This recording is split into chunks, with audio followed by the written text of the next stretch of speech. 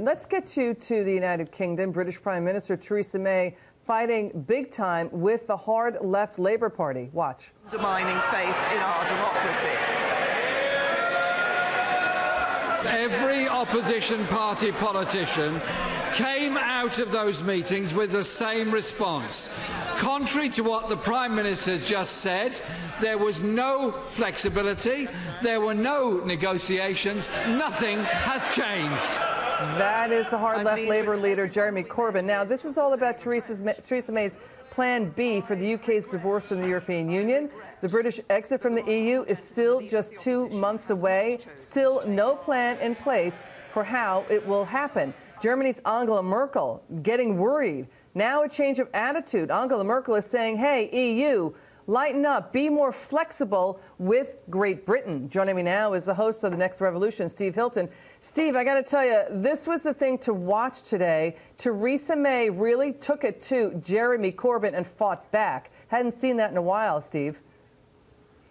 Yeah, I mean, it's good that she's, coming out with some spirit. But the truth is, she doesn't really have a plan B. She has a process B. She's trying to sell the same plan, but in a slightly different way. And her real strategy is to basically keep going with her plan without really changing it in order to get so close to the deadline that people just say, well, look, there's nothing else on the table, so we've got to go with this. But the problem is that her plan isn't really Brexit. I've been saying this all along. It's really just a transition period with all the big decisions about how the relationship between Britain and the EU will be handled, all postponed years into the future. And right now, the only actual plan, not a plan, the only scenario that really truly delivers on the Brexit vote of Britain leaving the EU is actually what is called the no-deal exit, where Britain just leaves, as the law currently says, on March the 29th, without a deal in place. Understood. And, you're right. It's the same. It's not a deal. It really is. It basically, everything you said is absolutely correct.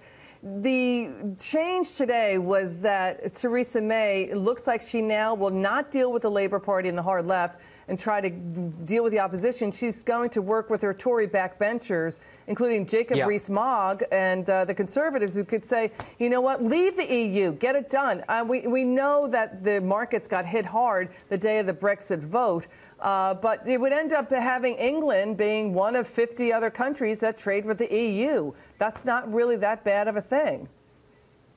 That's exactly right. This is the thing I've been saying all along. And you know what's really missing from this whole debate in the UK is the positive case for being outside the EU and a positive policy agenda to make the most of that. A pro-enterprise agenda to cut taxes, cut regulation, make Britain the kind of enterprise capital of Europe, not bogged down in all those bureaucratic rules that the EU has to suffer.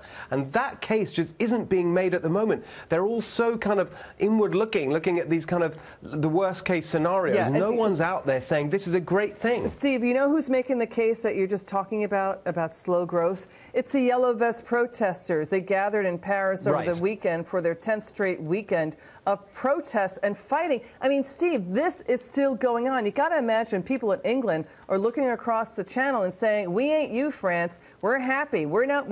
Does England really want this flatlining, no growth, high tax, high regulation environment for themselves? I can't fathom that.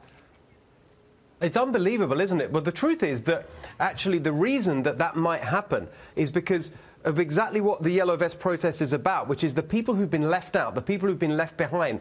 Like, if you live in Paris, you're doing great. Things are fine there. But for most of the working French people, they've been losing out. Same in the UK. The people making the decisions in London, their life is fine.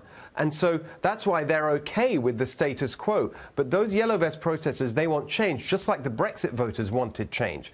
And that's why you've got to see it the same way. Interesting. Steve Hilton, you're always great. And you can catch Steve Hilton's show, The Next Revolution, Sundays at 9 p.m. Eastern Time on the Fox News Channel. Great to see you, Steve. Come back soon.